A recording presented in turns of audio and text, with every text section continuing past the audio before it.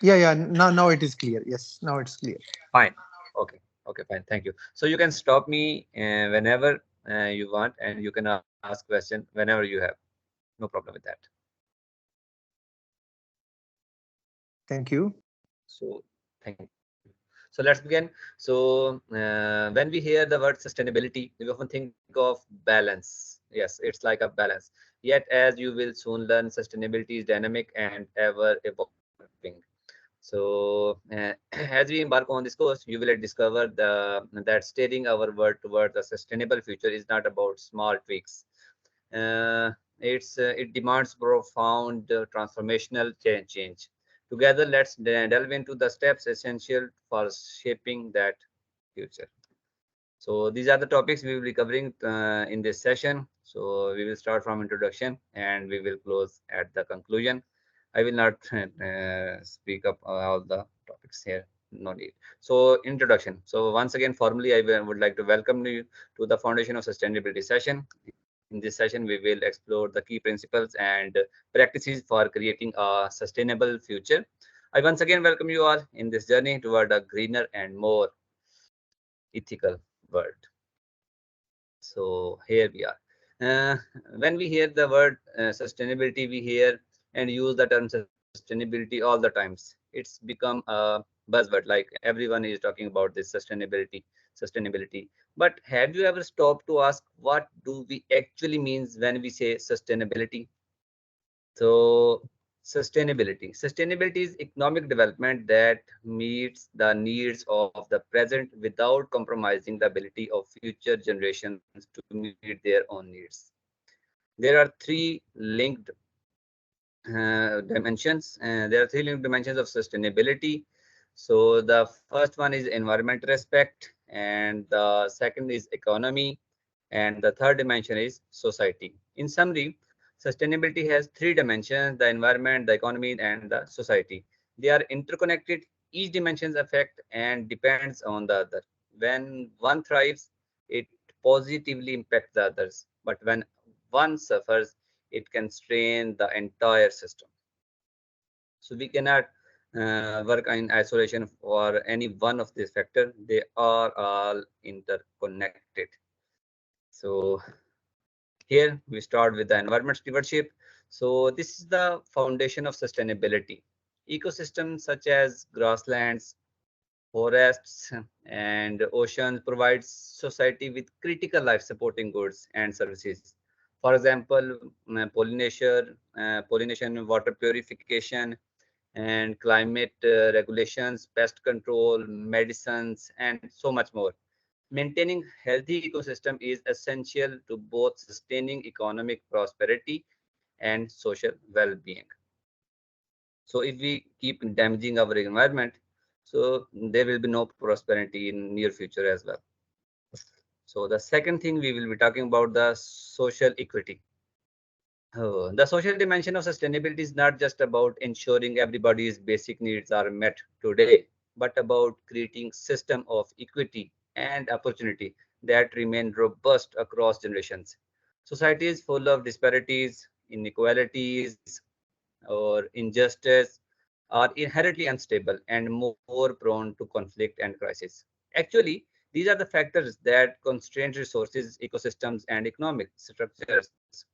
A truly sustainable society works to eliminate disparities and guarantees equitable access to opportunities, ensuring not just the morality of actions, but the enduring stability and resilience of the entire system.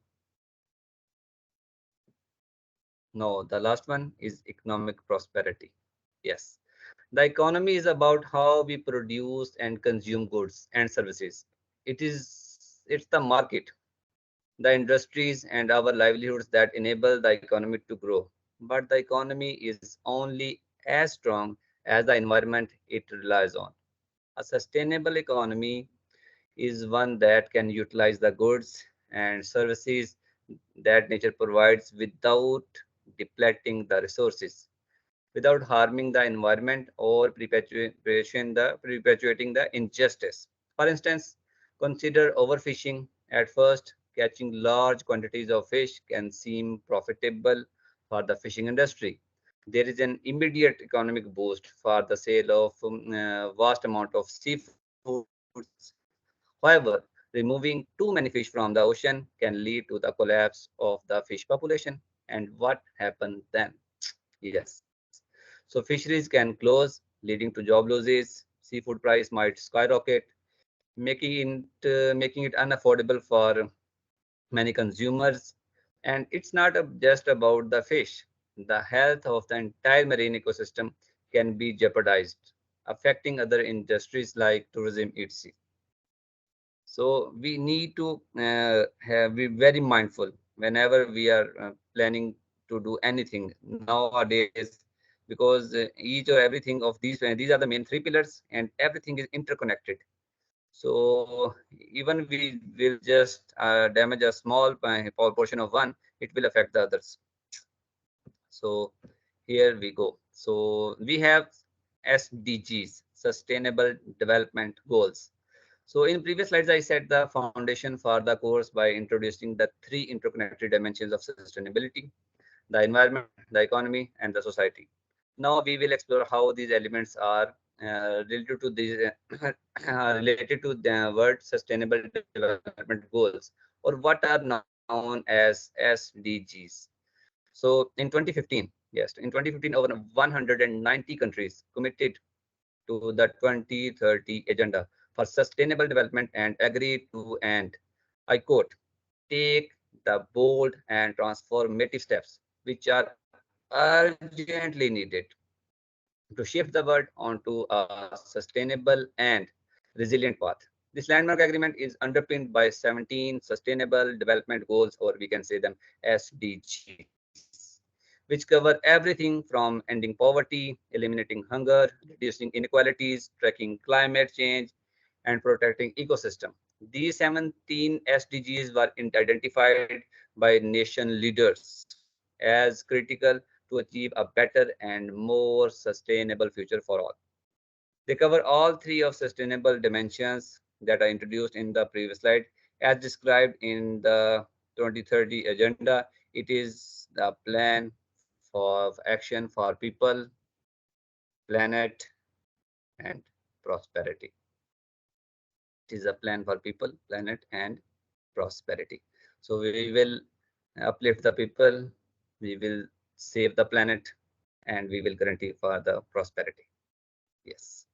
So here we have all 17 SDGs. So there are 17 global goals to end poverty, protect the planet, and ensure that all people enjoy peace and prosperity by 2030. This is the agenda for 2030. These 17 sustainable development goals represent a roadmap for a better world. They can be categorized into three primary dimensions like economic, environment, and social. Again, this framework steers us toward a more holistic and interconnected approach to achieve sustainable development.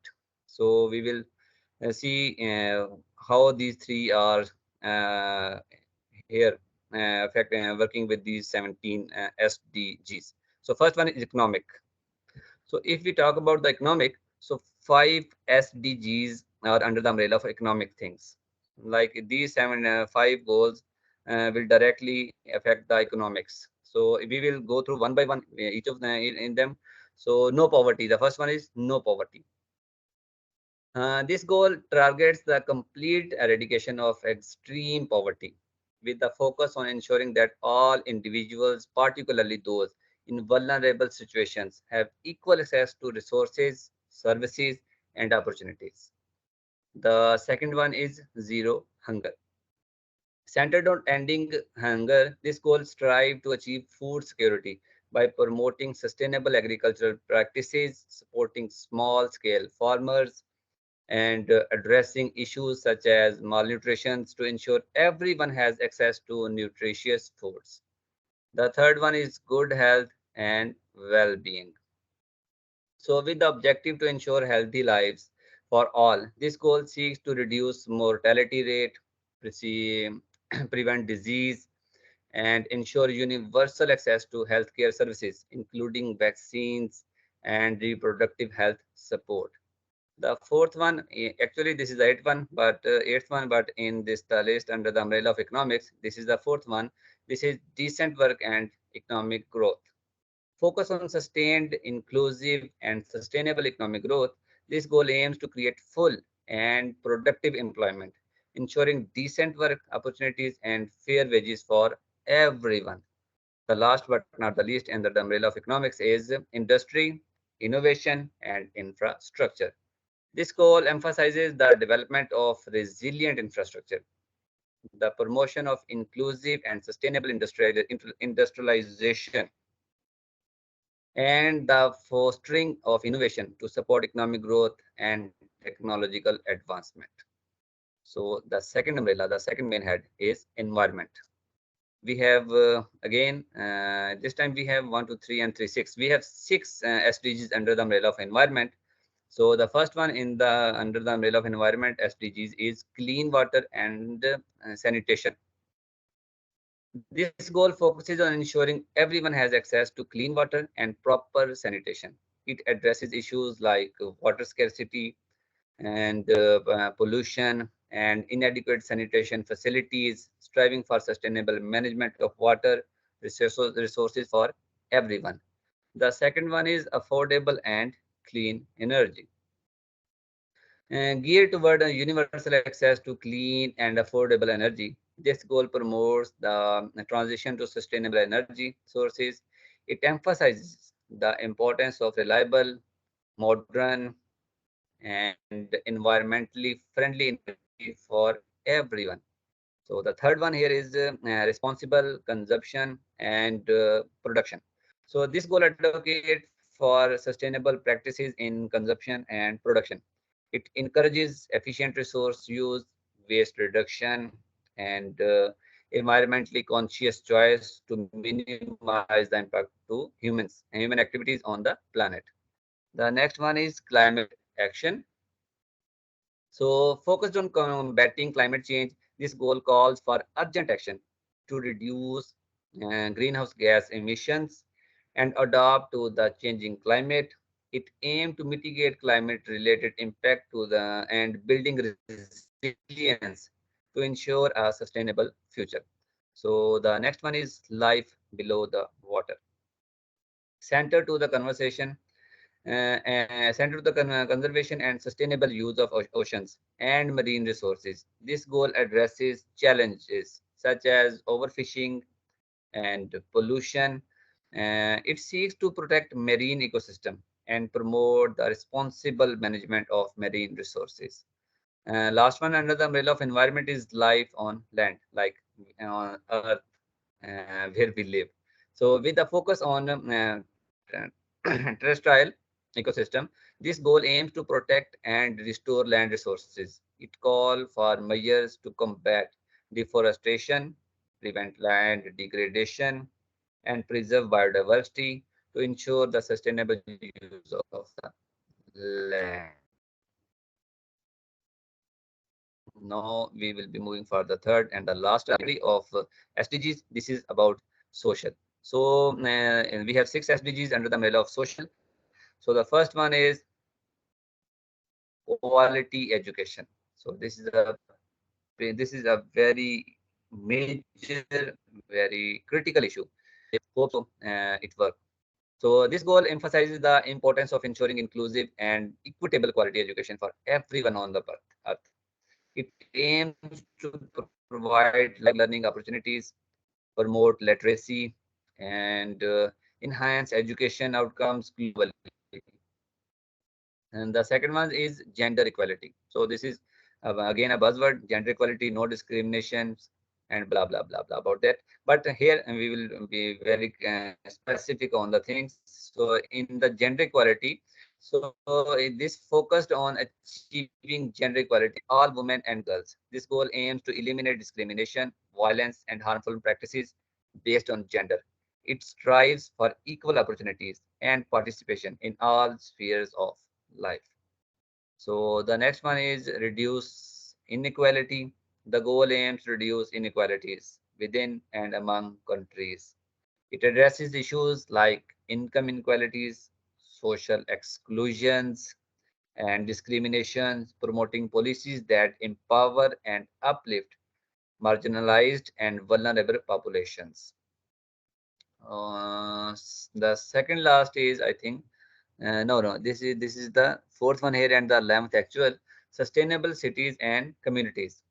So geared toward creating inclusive, safe, resilient, and sustainable cities. This goal emphasizes urban development that consider environmental impacts, ensure access to basic services, and promote social cohesion and economic opportunities. The second last is peace, justice, and strong institutions. Focus on promotion, focus on promoting peaceful and inclusive societies. This goal aims to build effective, accountable, and inclusive institutions. It seeks to ensure access to justice, reduce violence, combat corruption, and establish the rule of law. Last but not the least, the 17th one is partnership for the goals. This goal underscores the importance of global collaboration. It encourages the building of partnership between governments, businesses, and communities to achieve the other SDGs. This involves sharing knowledge, resources, and expertise for sustainable development on a global scale. So once again, we can see all 17 in one slide with three major heads. So there is a complete silence on the other side. I am alone or people are there. Assalamu alaikum, sir. Alaikum assalam. Sir, may I want to say you something. Please, please. Sir, uh, this is my very humble request to you. Sir, Yes, please. we know some words of, we know somehow English. Anyhow, we know the English. But sir, if you will give us these learnings in Urdu, it will be much better for us and it will be very beneficial for us. Because if, for example, you will read that, if you are reading the what are the meanings of sustainable development goals, SDGs. So if you will explain in Urdu, we all are Pakistani and we are not much qualified as you are. Oh, So okay. Just make sure all the people in the audience have can understand Urdu. We can हम उर्दू में शुरू कर सकते हैं. So okay, Yes, sir. We are Urdu speaking. Don't worry, sir. that's fine. It That's is fine. better Okay, for us. okay. That's it's better for me as well. So मैं अंदर से जो मेरे अंदर की जो experience है मैं उनको भी share कर सकूंगा आपके साथ. So Hello, Shaba. okay. Yes, actually, So, some can understand, I think, but some people they cannot understand well. So better in Urdu as well. So in both Okay, thank language it you. will be more beneficial. Okay, Yes. okay. So, yeah, so we have covered these all 17 in the English, but now we will explain them in Urdu. Okay, fine. So हमने बताया कि हमारे पास 17 sustainable development के goals थे जो 2015 में as agenda of 2030 agree कर लिए गए कि हम इन 17 गोल्स पे काम करेंगे ताकि बाय 2030 जो है ना हमारा जो प्लेनेट है वो एक मजीद डिटोरिएट ना हो, वहाँ पे हालात ज़्यादा ख़राब ना हो एनवायरनमेंट के और पॉवर्टी ख़त्म हो जाए, यानी गुर्बत का मसला हल हो, लोगों के पास जो फंडामेंटल जो बुनियादी ज़रूरियात हैं, वो पूरी हो जाएँ। तो उसके ऊपर उन्होंने ये 17 गोल डेवलप किए। उनको 3 मेजर कैटेगरीज़ में उन्होंने डिवाइड किया, वो थी इकोनॉमिक थी। इकोनॉमिक के अंदर जो थी वो 5 आती हैं, पहला, दूसरा, तीसरा और 8वां और 9वां। ये 5 गोल जो थे, ये एक मिशन थी। उसका मैं कहने का मतलब ये था कि जो बेयर बेसिक नीड्स हैं, वो हर बंदे की पूरी होनी चाहिए। कोई बंदा भी बिलो द पॉवर्टी लाइन नहीं होना चाहिए। जैसे हम पाकिस्तान में अगर कहते हैं, तो पंजाब के अंदर मिनिमम वेज लिमिट उसमें उन्होंने 32,000 कर दी है।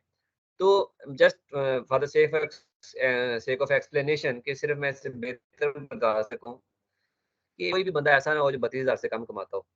तो ये एक मिशन है कि कम से कम जो बुनियादी ज़रूरियात हैं, वो हर बंदे की पूरी होना ज़रूरी है। उसके लिए उन्होंने कहा कि जनाब हम जो है ख़ास तौर पे वो लोग जो ज़्यादा अफेक्ट हैं, जो ज़्यादा परेशान हैं, जिनको ज़्यादा हेल्प की ज़रूरत है, उनकी हेल्प करेंगे।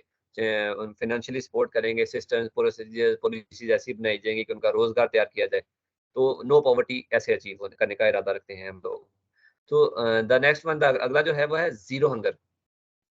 तो ज़ीरो हंगर का मतलब ये है कि हम नहीं चाहते हैं कोई भूख से मरे। इफ्लास जो है ना उसे माशरे से ख़त्म कर दिया जाए, क्योंकि जहाँ इफ्लास होता है वहाँ पर मोरालिटीज़, अखलाकियात, तो दीनियात और बाकी निज़ाम और तमीज़ ख़त्म हो जाती है। बल्कि हमारी एक हदीस का भी मफ़हूम है कि जो मुफ़लिसी है वो बंदे को कुफ़र तक ले जाती है। तो ज़ीरो हंगर, हंगर हम भूख को जो है ना एलिमिनेट करना चाहते हैं कि कोई भी बंदा भूखा ना सोए, कोई भूख से मरे ना, कम से कम भूख से कोई प्रॉब्लम ना हो। और तीसरा था good health and well being. देखिए इंसान की फंडामेंटल नीड है, अगर वो ज़िंदा है इस एनवायरनमेंट में जिसमें ख़ास तौर पे हम ज़िंदा है, जिसमें हमारी जो एनवायरनमेंट हमने इतना पोल्यूशन हर जगह फैला दी है, इवन के वो जो दूध हम अपने घर में अपनी भैंस से भी निकालते हैं वो भी खालिस नहीं रहा, इस तरह के हालात हमने पैदा कर दिए हैं। तो उसकी वजह से लोग बीमार बहुत ज़्यादा हो रहे हैं, रंग-बिरंगी और डिफरेंट टाइप्स ऑफ जो डिज़ीज़ है ना वो हमारे पीछे पड़ गई हैं और ऐसी-ऐसी अजीबो-गरीब बीमारियाँ निकल के रोज़ सुनने को मिलती हैं ना कि दिमाग बलंग हो जाता है कि यार ये कैसे हो सकता है? सो फॉर दैट पर्पज़ उन्होंने कहा कि ठीक है यार बीमारियाँ तो अब हम खत्म नहीं कर सकते हैं बट हम हेल्थ फैसिलिटीज़ जो है ना वो पहुँचा सकते हैं। वो चाहते हैं कि कुछ ऐसा किया जाए कि लोगों को तमाम हेल्थ फैसिलिटीज़, टेस्ट फैसिलिटीज़, अगर कोई वैक्सीन डेवलप होती है, तो वो सब हर बंदे की पहुँच में हो। ऐसा नहीं है कि कोई बेचारा किसी गरीब मुल्क के किसी छोटे हिस्से में बैठा हुआ है, तो वहाँ पर उसको कोई दवाई नहीं मिल रही, कोई हेल्थ फैसिलिटी नहीं है, डॉक्टर नहीं है, वैक्सीन नहीं है। सो इस चीज़ को कोप किया जाए। ऐसा किया जाए कि लोगों को तमाम जो उनकी सेहत की ज़रूरियात हैं, जो सहूलियात हैं सेहत की, वो मुयस्सर आ जाएँ। इसी तरह जो 8वां गोल था वैसे तो इसमें जो हमारे पास चौथा था decent work and economic growth. बड़ा सादा-सा बात थी कि देखिए मैं भी एक बात अपनी लाइफ में कहता हूँ हमेशा से कि महँगाई रोज़गार जिस बंदे का रोज़गार लगा हुआ है ना रीज़नेबल, वो महँगाई से तंग तो होता है, बट ना वो उस तरह तंग नहीं होता जिस तरह बेरोज़गार तंग होता है।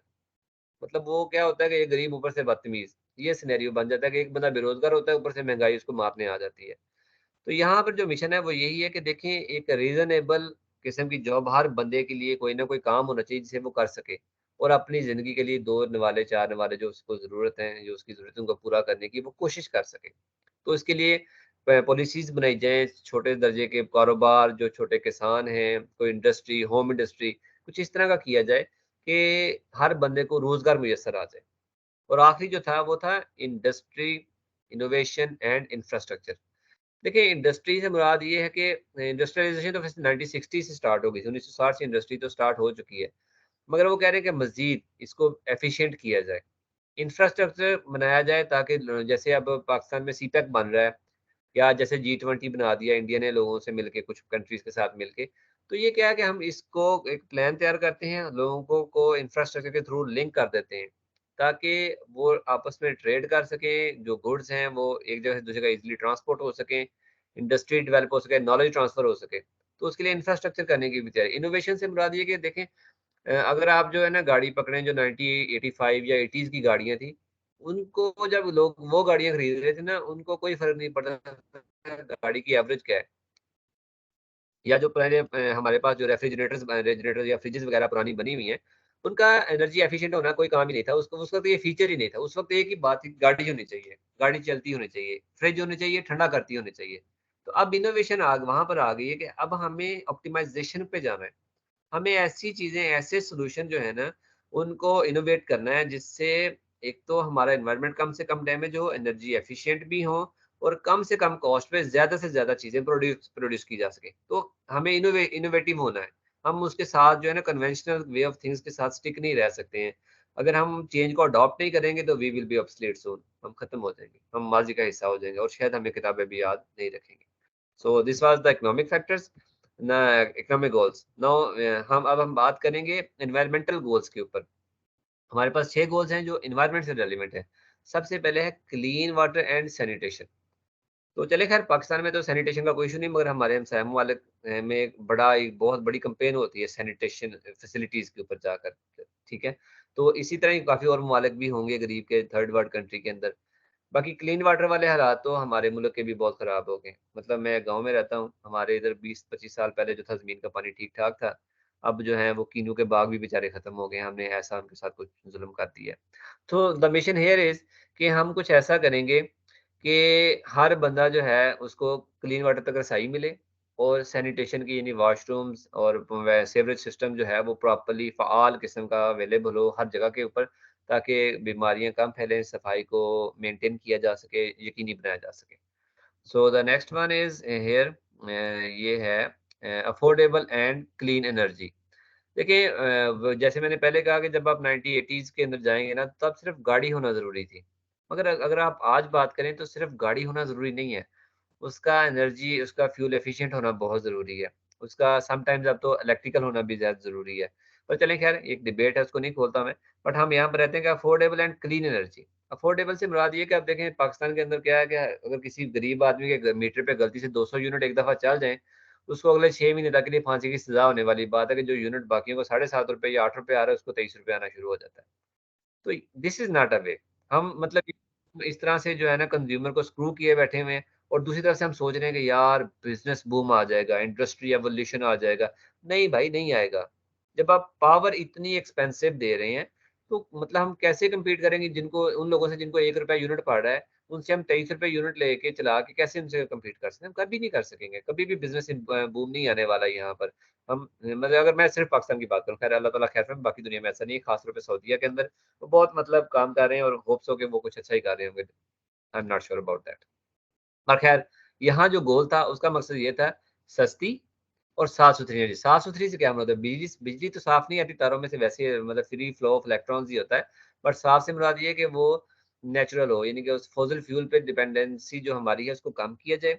हमारे पास विंड पे सोर्स से, विंड टरबाइन से या हाइड्रो हाइड्रो जो है इलेक्ट्रिसिटी वो क्रिएट की जाए या हम सोलर पे शिफ्ट हो जाएँ। तो ये मिशन है। The next one responsible consumption and production. एक स्लाइड आगे बनी हुई है, उसपे भी हम इसको डिस्कस करेंगे कि हम पता क्या कर रहे हैं। करंटली हम बड़ी मतलब जो है ना वेस्टेज की उस सतह पे पहुँच गए कि हम वेस्टेज को वेस्ट समझ ही नहीं रहे। यानी कि हम क्या करते हैं, इधर से कुदरत से नेचुरल मिनरल्स को, लकड़ी को, ट्रीज़ को लेते हैं, उनको एक फैक्ट्री में भेजा, वहाँ से प्रोडक्शन तैयार होके आई, जो भी कुछ बना, मतलब जो भी हम कहना चाहते हैं वो बना, उसके बाद हमने उसको यूज़ किया अपनी मर्ज़ी से और उसके बाद हमने उसको डस्टबिन में डाल दिया। So this is a linear. हम क्या कर रहे हैं, produce make waste make use and waste, बस हम इस फॉर्मूले पे चल रहे हैं कि बस बनाओ, इस्तेमाल करो और ज़ाया कर दो। तो हो क्या रहा है कि जो रिसोर्सेज हैं वो तो वही हैं जो हमारे पास थे, उनकी ग्रोथ इतनी ज़्यादा नहीं हो रही है जितना हम उनको यूज़ किए जा रहे हैं। तो here it is the point is कि हम जो चीज़ कंज्यूम कर रहे हैं या जो बना रहे हैं, पहले सोचें तो सही कि भाई जो बनाने जा रहे हैं इसके साथ करना क्या है और जब हम इसको इस्तेमाल करेंगे उसके बाद इसके साथ क्या होगा? ऐसा तो नहीं कि बस हमने इस पे पूरा जो है ना सत्यानाश करके हज़ारों डॉलर लगा के बनाया, बनाने के बाद उसको 4 दिन, 10 दिन, 2 साल चलाया, उसके बाद अब ये क्या है जी, ज़मीन के ऊपर एक ऐसा पुर्ज़ा छोड़ दिया जो ना खत्म डिकम्पोज़ होगा, ना दोबारा यूज़ ही हो सकेगा। तो प्रीवियसली हम ऐसी बहुत सारी प्रैक्टिसेज़ में इन्वॉल्व हैं, but now the goal is कि हम अब इसको एक ज़िम्मेदारी लोगों की तरह इसको अप्रोच करेंगे। द 13th वन और यहाँ के हिसाब से चौथा जो है वो है क्लाइमेट एक्शन। तो क्लाइमेट एक्शन से मुराद देखेंगे, कुदरत जो है ना वो बड़ी बेरहम हो जाती है किसी टाइम पे। हम क्या करते हैं, रफ्ता-रफ्ता, आस्ता-आस्ता चीज़ें चोरी करते हैं कुदरत की, उन पे कब्ज़ा करने की कोशिश करते हैं। फिर यकदम कुदरत अपने एक्शन में आती है और वो सब चीज़ें हमसे ले लेती है। तो यहाँ पर भी बात ये है कि हमें कुछ ऐसा करने की ज़रूरत है कि एनवायरनमेंट जिसका हमने सत्यानाश कुल मिला के करना शुरू किया हुआ है, वो अब हम उसको किसी तरीके से कम करें। हमें मतलब जो उसके ऊपर जो ग्रीन हाउस गैसेज़ का इमिशन है, उसको कम करें। हम जो कार्बन को हम हवा से पकड़ के कैद कर सक हवा से कार्बन डाइऑक्साइड रिमूव कर सकते हैं, उसको कोशिश करें। तो कुछ ऐसा करें कि एनवायरनमेंट को जो हम डैमेजेस दे रहे हैं, वो डैमेजेस कम हो जाएँ और किसी तरीके से इक्वेशन जो है ना, वो इक्वल हो जाए कि जो हम जनरेट कर रहे हैं एमिशन और जो हम वहाँ से निकाल रहे हैं, वो बराबर हो जाए, ताकि मज़ीद डैमेजेस ना हो। The next is life below water. देखिए, सिर्फ़ इंसानों की बात नहीं हो सकती ना। हम मतलब एक इकोसिस्टम के अंदर रहते हैं, उसके अंदर लाइफ बिलो वाटर भी जो है, जो मछलियाँ हैं, जो वहाँ पर झींगे हैं या मगरमच्छ वीवर हैं, तो ये सब हमारा पार्ट है। तो क्या है, हमें किसी हर चीज़ को बैलेंस करना है। हम ऐसा नहीं कर सकते हैं कि किसी एक चीज़ को मतलब जो है ना प्रेफ़र करके उसको मंज़ूर-ए-नज़र करके कोई होली काउ बना के एक ख़ास टॉपिक बना के चला लें और बाकी को नेग्लेक्ट कर दीजिए। We can not do that. हमें ऐसा करना बहुत भारी पड़ने वाला है। So we need to take care of everything ना, हमें हर चीज़ का ख़्याल रखना है। ख्वाब वो समुद्र के नीचे ही है। यानी कि अब जैसे मैं पीछे भी यहीं पे शायद मैंने बताया था, यानी पिछली स्लाइड पे था कि क्या जी मछलियाँ पकड़नी शुरू कर दो जी। अब बड़े-बड़े जाल बना लो जी। लो जी बूम आ गया, क्या जी रोज़ की 500 टन मछलियाँ पकड़नी शुरू हो गई। अच्छा, इंडस्ट्री को बूम आ गया जनाब, सी फूड हर जगह पे अवेलेबल होगी, ये हो गया वो। फिर हुआ क्या? वो जो पॉपुलेशन है उसकी ग्रोथ उस परसेंटेज के हिसाब से उतनी नहीं थी जितनी से हम निकाल रहे थे। तो क्या हुआ? यकदम क्या हुआ, वो मछलियाँ वहाँ बंद हो गई। फिर लोगों की जॉब्स खत्म हुई, सी फूड आइटम्स जो थे उनकी प्राइस आसमान पे चलेंगी, बल्कि पूरा इकोसिस्टम तबाह हो गया। नहीं सिर्फ मछलियाँ, ऐसा नहीं कि वो पानी में सिर्फ घूम फिर रही होती हैं, ये प्रॉपर सिस्टम है। कुछ चीज़ें खाती हैं, कुछ वहाँ से मतलब वो वेस्ट को निकालती हैं, वो वेस्ट कुछ और करता है, वो उसको मछलियों कुछ और चीज़ें खाती हैं। There is a proper food chain and एक साइकिल देयर इज़। हम उसको डिस्टर्ब नहीं करना चाहते। वो कहते हैं कि हम हर चीज़ को बैलेंस करेंगे। The last one is here under the umbrella of environmental umbrella the life on land, यानी कि हमारी ज़मीन जिस पे हम चलते फिरते हैं, जिस पे हम ज़िंदा हैं। तो उसने कहा है कि जना सिर्फ़ जो है ना, जैसे हम पानी की बात करें, ऐसे ही हम ज़मीन की भी बात करेंगे कि देखें, जैसे मैंने बताया कि हमारे यहाँ पे अपने खेतों में किन्नुओं का बाग होता था, तो ज़मीन का पानी आके उस पानी ने उस बाग का बेड़ा गर्क कर दिया, वो पानी सूख गया। टाली का एक दरख्त होता था, तकरीबन खत्म हो गया हमारे इलाके से, खत्म, बिल्कुल ही खत्म हो गया। तो क्या कि हमने क्या किया है कि ज़मीन की जो ज़रख़ेज़ी थी, उसको डैमेज कर दिया। कैसे कर दिया कि अब भाई एक मतलब कुछ हमारे इधर पाकिस्तान के अंदर कुछ एरिया हैं, जहाँ पर ना वो साल में 3 फसलें ले लेते हैं। मकई काटी, मकई के पीछे आलू बीजे, आलू के पीछे आलू के बाद फिर मकई लगा दी। अब क्या है कि वो कंटीन्यूअसली 2 फसलें लगातार हर वक़्त उसमें बीजे चले जा रहे हैं, बिजाई चले जा रहे हैं, तो उससे ज़मीन को सांस ही नहीं आ रहा। और उसके अंदर कुछ ख़ास किस्म की जो इंग्रीडिएंट्स हैं, जो उसकी ज़रख़ेज़ी थी, उसके जो ख़ास मिनरल्स थे, जो आलू और मकई यूज़ कर रहे हैं, उनकी डेफ़िशिएंसी होती जा रही है। अब वो पूरी नहीं हो रही। तो हमें क्या करना है कि सिर्फ़ ऐसा नहीं करना है कि बस सर दिया और बस पैदावार लिया, नहीं, हमने इसको मैनेज करना है कि भाई हम कर क्या रहे हैं? हमें मतलब उसको रोटेशन में रखना है, हमें उसे साँस भी देना है, हमें उसे नेचुरल भी करना है। तो इस तरीके से है कि हमें जो ज़मीन है, उसकी ज़रख़ेज़ी को, उसकी सफ़ाई को, उसके इरोजन को, इन सब चीज़ों को भी मैनेज करना है। The last one is the social things. Social के अंदर क्या है जी? Quality education. देखें जी, जो किसी भी अक्लमंद और बेवकूफ़ आदमी के दरमियान में डिफ़रेंस है, वो एजुकेशन का ही है, जो मुझे समझ अगर क्वालिटी एजुकेशन है किसी के पास, तो ये दुनिया की सबसे बड़ी नेमत है। तो क्वालिटी एजुकेशन हर बंदे का राइट है जो ज़मीन पे पैदा हुआ है। और अगर आपके पास एजुकेशन है, तो भले आप कोई मज़दूरी ही कर रहे हैं, आप अनपढ़ मज़दूर से अलहदा होंगे। आप और वो बराबर नहीं हो सकते। इल्म वाला और बगैर इल्म के लोग बराबर नहीं हो सकते। इसलिए quality of education is the fundamental right. ये हर बंदे तक पहुँचना ज़रूरी है। Next gender equality. इस पे बड़ी डिबेट चल रही है, कुछ लोग इसके खैर पॉजिटिव एस्पेक्ट्स भी हैं, बट ज़्यादातर हम इसको एक्सप्लॉइट करने की कोशिश कर रहे हैं। ये मेरा अपना व्यू है, इस कोर्स का नहीं है। बट चलिए, इस कोर्स के ख्याल से ये है कि जनाब औरतों को और लड़कियों को बराबर के हकूक दिए जाएँ, उनको बराबर जॉब्स दी जाएँ, उनको प्रॉपर बाहर जाने-आने की, एजुकेशन की, जॉब्स की, घूमने-फिरने की आज़ादी होनी चाहिए। सो this is it. The next one is reduced inequalities. यानी कि जैसा है कि ना, अब हो क्या गया है कि अगर आप सऊदीया भी जाना हो ना, तो पाकिस्तानी बंदा जाता है तो उसकी तलाशी लेनी शुरू कर देते हैं। तो अगर कोई बंदा यूएस से आया हुआ हो, तो उसको शायद कपड़े उतार के वेलकम कर देंगे, सर आ जाओ तुसी। तो दिस इज़ पॉइंट कि हम इस जो है ना इनइक्वालिटीज़, वो सोशल हैं, वो फ़ाइनेंशियल हैं, हम उसे रिड्यूस करना चाहते हैं। हम चाहते हैं कि यार इंसान को इंसान ही समझा जाए, उसकी नेशनैलिटी, उसका कबीला, उसका डेज़िग्नेशन जो है, उसके आड़े नहीं आना चाहिए। कुछ ऐसा सिस्टम इंट्रोड्यूस किया जाए। उसके लिए जो डेवलपिंग कंट्रीज़ हैं, उनको सपोर्ट किया जाए, वहाँ की पॉलिसीज़ को बेहतर किया जाए, उनके साथ रिसोर्सेज़ शेयर किए जाएँ, उनसे उनको लेसन लर्न्ड बताए जाएँ, वहाँ पर जो है ना मोटिवेशन, एजुकेशन का इंतज़ाम किया जाए। The next one is sustainable cities and communities. अब देखें, हमारे पाकिस्तान के अंदर जो है ना, मतलब मेरी एक यूट्यूब चैनल भी मैंने बनाया था कभी, अभी तो उसमें वीडियो नहीं बना पा रहा हूँ। खैर उसमें मैंने एक रिकॉर्ड भी किया था कि हमारे मुल्क में जो सबसे बड़ा ज़हर हमने इस मुल्क के साथ किया है ना, मैं सिर्फ़ अपने मुल्क की बात कर रहा हूँ इस वक़्त, तो वो ये जो है ना हमारे कॉलोनियाँ, रेज़िडेंशियल कॉलोनीज़, इसके नाम पर हमने बेड़ा गर्क किया है। बाहर की कंट्रीज़ में वो क्या कर रहे हैं, 4 कनाल में 400 घर बना के बैठे हुए हैं। और हमने क्या किया है कि हमने 4-400 कनाल में घर बनाने शुरू किए हैं। और इसको हमने एक स्टेटस सिंबल बना दिया। यानी कि मट्टी जो थी 10 लाख की, उसको 10 करोड़ की कर दिया। वो 10 लाख का प्लॉट किसी ने 20 का लिया, 20 वाले ने 50 का बेच दिया, 50 वाले ने करोड़ का बेच दिया, करोड़ वाले ने 10 करोड़ का बना के बेच दिया। बट उन्हों के बटो वो थी तो मट्टी ना, उस मट्टी के ऊपर इतने पैसे लगा के क्या किया? तो सस्टेनेबल सिटीज़ से मुराद ये है कि हमें कुछ ऐसा करना है कि हमें मतलब ज़रख़ेज़ी और जो हमारी ज़रई ज़मीन थी, जैसे रिसेंटली अभी हमारे जो है मुल्तान है, 500 तकरीबन 500 एकड़ ज़मीन नहीं, 5000 एकड़ जो है, उसके ऊपर डीएचए बना दिया गया है। वो 5000 एकड़ आमों का बाग था। मतलब मुझे लगता है अब मुल्तान वालों को आम सिंध से मंगवाने पड़ा करेंगे, ये हालात पैदा कर दिए गए हैं वहाँ पे। तो इस तरह नहीं करना है। हमें चीज़ों को सस्टेनेबल करने का मकसद ये है कि यार वहाँ पर कुछ ऐसे सॉल्यूशंस दिए जाएँ, वर्टिकल बिल्डिंग्स लेके जाई जाएँ, वहाँ की बिल्डिंग ऐसी बनाई जाए जिसमें नेचुरल लाइट यूज़ हो रही है, वहाँ पर एयर होना चाहिए, वहाँ पर सिस्टम्स को डिज़ाइन ऐसा किया जाए कि उसके अंदर जो है हवा का क्रॉस हो, ताकि इलेक्ट्रिसिटी कम कंज़्यूम हो, नेचुरल लाइट यूज़ हो, हमें वेंटिलेशन अवेलेबल रहे। तो प्लान करना है, बेड़ा गर्क नहीं करना है रिसोर्सेज का। The next one is peace, justice and strong institutions. Peace तो देखें जानवर है, उसको भी चाहिए बेचारे को। जैसे हम सूरह नमल में पढ़ते हैं कि चूटी ने कहा कि देखो सलमान और उसकी फौज आ रहे हैं, तुम अंदर बिलों में घुस जाओ, तो उसको भी अमन चाहिए था। तो पीस, अमन हर बंदे का राइट है। जस्टिस, जरूरत है किसी भी माशरे को अगर आपने अमन में रखना है तो उसमें इंसाफ जरूरी है, और अगर इंसाफ नहीं है तो वहां अमन का होना तो बनता ही नहीं।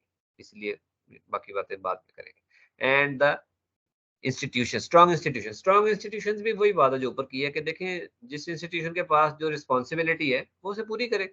लाइक अगर मेरा ख्याल है अगर पंजाब पुलिस अपना काम ठीक करना शुरू कर दे तो यहाँ पे क्राइम रेट तो हो ही नहीं सकता, क्योंकि पुलिस को तो पहले से पता होता है कौन क्या करता है।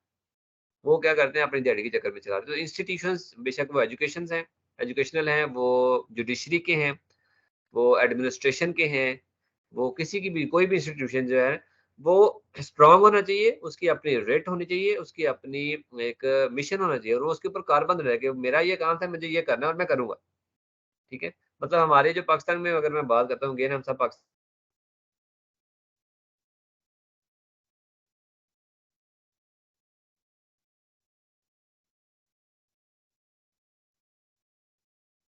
Hello hello. I think sir का आवाज नेट नहीं स्लो आ हो रही गया है है। सर की। हाँ, सबको प्रॉब्लम है। Yeah, sir. I think that Hello. some network issue. Hello. कोई नहीं, नहीं सर की आवाज नहीं आ रही, मेरे ख्याल दोबारा ज्वाइन कर लेंगे। आई थिंक उनका डिस्कनेक्ट हो गया, लाइट चली गई शायद। हाँ हाँ बिल्कुल बिल्कुल उनका तो हुआ है। हम लोग सारे देखिए ऑनलाइन सोशल है, की जो हो गया बात मैं। है ना, सोशल में जो मैं आप लोगों को Affordable and clean energy. Okay. मेरे ख्याल से थोड़ी डिस्ट्रप्शन आ गई थी, तो मेरी आवाज क्लियर है अभी दोबारा? अभी तो क्लियर है, जी पीछे अब हम आ लोगों रही ने कुछ नहीं सुना, 2-3 मिनट हम लोग नहीं सुन सके आपको। नहीं वो ऐसा हुआ, मुझे भी आइडिया हो गया था कुछ हो गया। बस हम बात चले, खैर हम बात कर रहे थे इंस्टीट्यूशंस तक बात कर रहे थे। इंस्टीट्यूशन पे बात कर रहे थे। बिल्कुल हम ऐसे ही, हम इकोनॉमिक्स पे हमने पढ़ ली थी, हमने एनवायरनमेंट जो था उसको पढ़ लिया था, अब हम इंस्टीट्यूशन पे बात कर रहे थे। बिल्कुल। तो 16th वाला था, उसमें क्या था कि अमन चाहिए। नहीं सर, अमन वो के लिए एक हेलो हेलो हेलो, जी जी वी please. Can not see the screen, screen नहीं नजर आ रही हम लोगों को, हम लोग को सिर्फ ये गेस्ट ही आ रहे हैं। ये भी जाती है, ऐसा नहीं होना चाहिए। वैसे यहाँ से शेयर है, बट मैं इसको दोबारा शेयर करता हूँ, मुझे कोई इतराज नहीं है। अगेन विंडोज पे जाते हैं, हम आपको स्क्रीन शेयर करते हैं। सर कंफर्म कीजिएगा।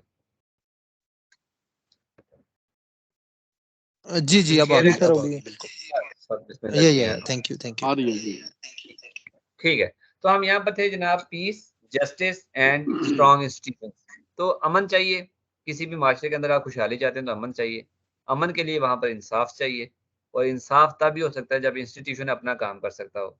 जो टीचर है वो अपनी रिस्पॉन्सिबिलिटी को फील करे कि मुझे एक जनरेशन एजुकेट करनी है।